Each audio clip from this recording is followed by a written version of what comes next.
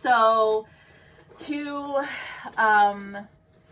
do the top stitching, I usually like, especially on a smaller bag like this, I usually like to turn the entire bag inside out so that the lining is on the outside and the exterior is on the inside, so that I can get my actual top stitches, the top stitching, onto the exterior with it flat under the foot, rather than having to smush it under there. Okay. I usually like to start my top stitching somewhere around like the side, one of the sides, because when they're closed, they are not showing. So if you're back stitching, that little extra bit of thread there from back stitching isn't going to show on the bag when it's closed up. Here we go. I'm loving this bag. Loving how it came out. I'm going to just finger press a little bit. I'm going to make sure that everything is pulled down there and out of the way. Here we go.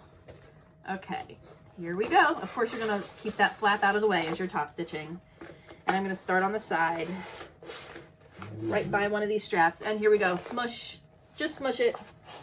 Do what you have to do to get it to get under that foot. 1/8 of an inch, close to the edge. There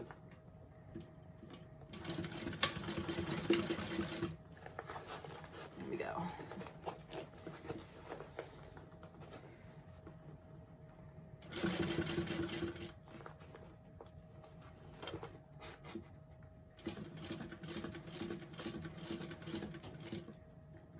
I'm gonna smush it down a little bit more. Turn it, just go slow and turn it as you're going so that you have a nice flat straight edge to top stitch. This thing is always in my way. I forget to take it off.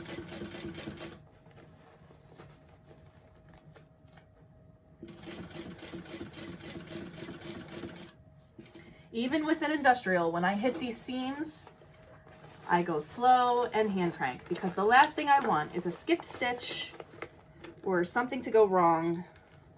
And this is a lot of fabric to go over. So right over, making sure I don't have any issues. And now I'm going to turn it again. Pull that flap out as much as I can. Pull that exterior down.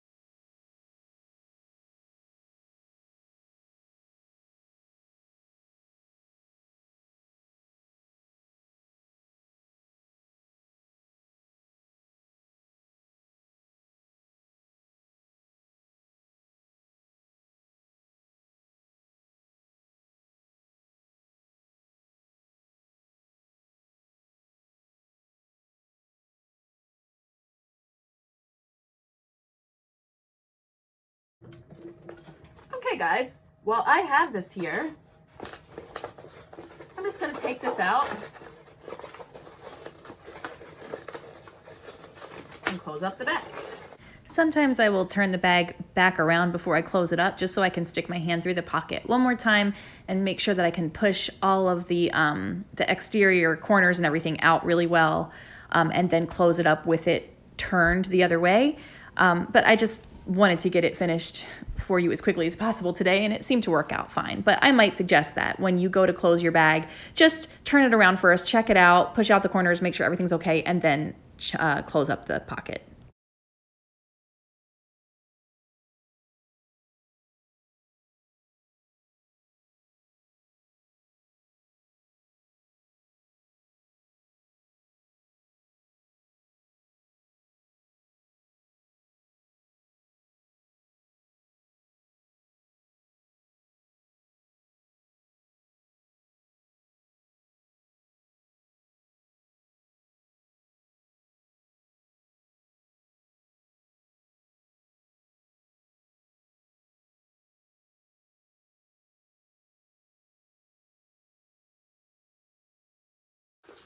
push that pocket down in there.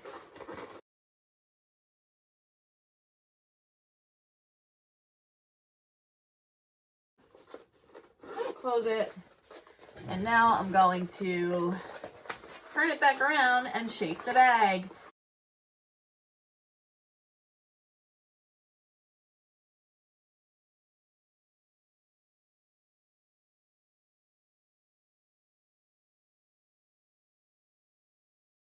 You're going to press all the way out.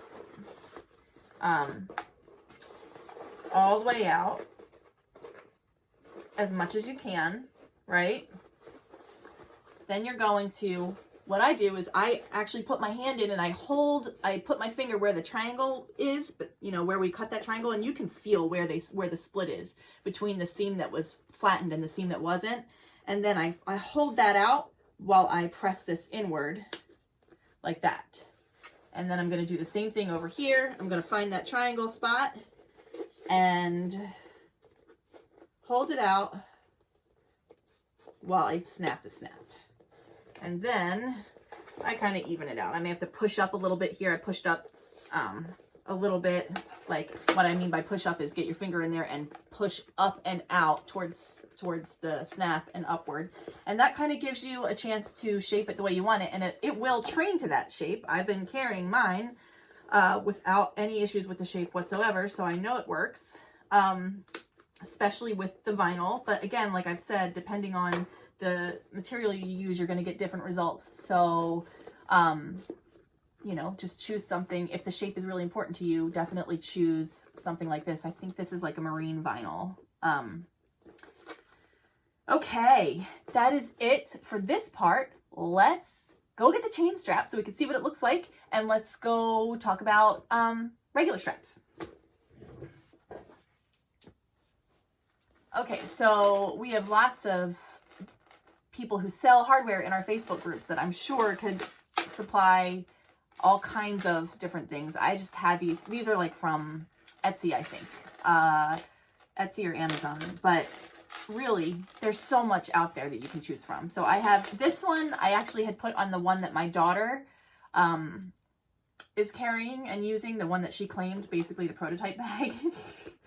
It kind of goes with the base vinyl on hers. That's a really nice strap for this bag, especially if you're, you know, giving it to a little one, because this is like a little girl's size purse. But if you're using it as your purse, I like to carry it with the crossbody chain strap, which I will show you in just a second. I'll get this off. I just think it's really pretty. Okay. There we go. There we go, guys. So gorgeous. If you are going to make your strap, a 1-inch strap, just like the handle, you're going to fold it into 3 layers, exactly like we did before. And then you're going to fold the short end over your swivel clips, one on each end. And just like with the handle, you're going to then make a box around to stitch them shut. And you can also use rivets for these too. Another option is you can get a piece of 1-inch vinyl to make a 1/2-inch strap. Just fold it in half and stitch along one side. And if you wanted to, back down the other. Because it's vinyl, you can have a raw edge and it doesn't look bad. So this is just an example here. Obviously, you would choose whatever length you wanted.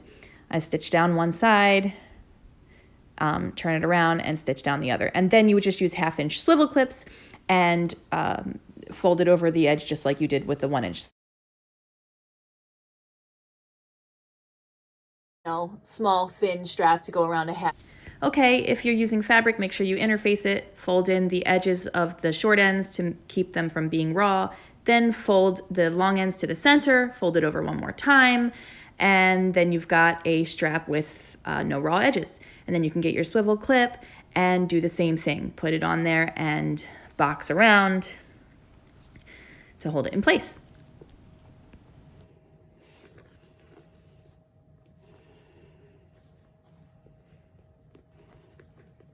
Yay!